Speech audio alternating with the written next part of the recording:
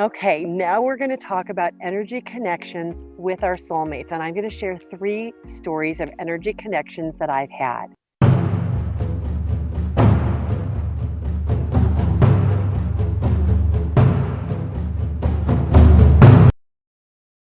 The first story is about my love, Mark Abrahamian, the one who died that I've referenced several times throughout this module. And this is a story of he and I before he died. So we were in a relationship and we decided to take a break, a pause. And I was at the time reading a book called Three Magic Words. And the author talked about how we could connect energetically and prove that there was a real energetic connection between our soul connections and our soulmates.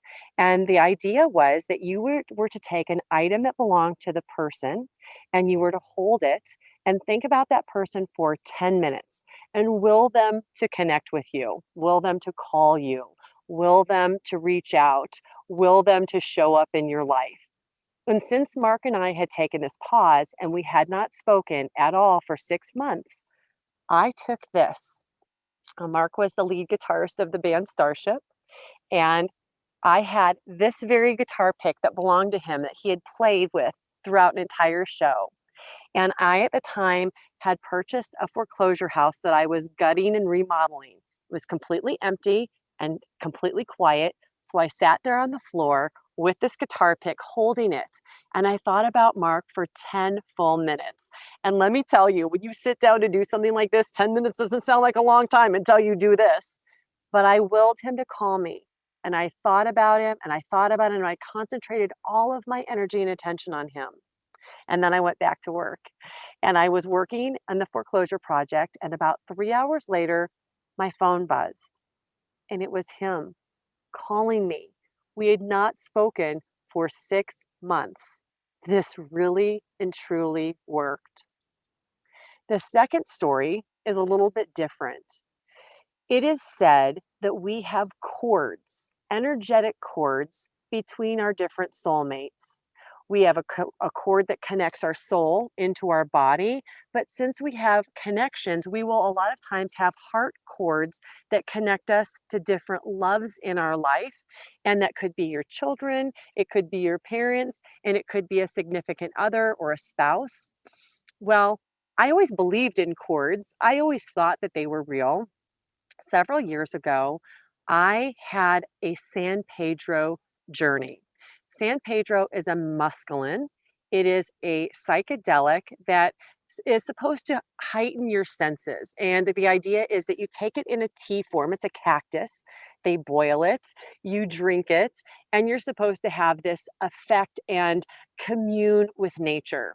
Well, I'll tell you what, while I was laying there in this state, I really didn't notice anything different. And I actually had a thought that maybe what most people were trying to achieve on this substance was my natural state of being, with one exception. I was with my boyfriend at the time, who I know was also my twin flame. And I could see, physically see, the energy cords between us.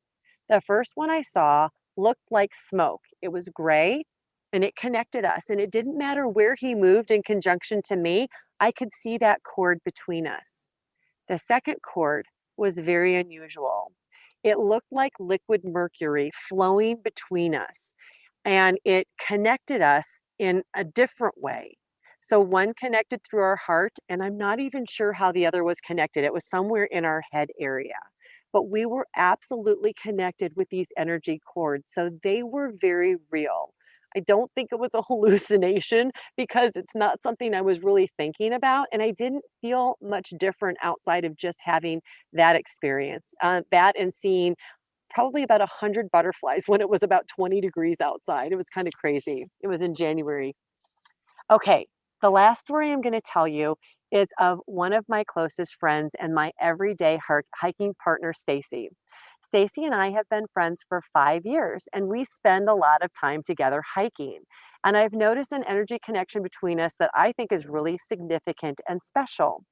That is that I will be thinking about something in my head. I'll think about some remote thought from something we did years ago, and she will say the exact same thing that I'm thinking.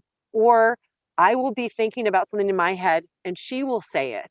So somehow we're connecting into each other's thoughts. I don't know if it's telepathy.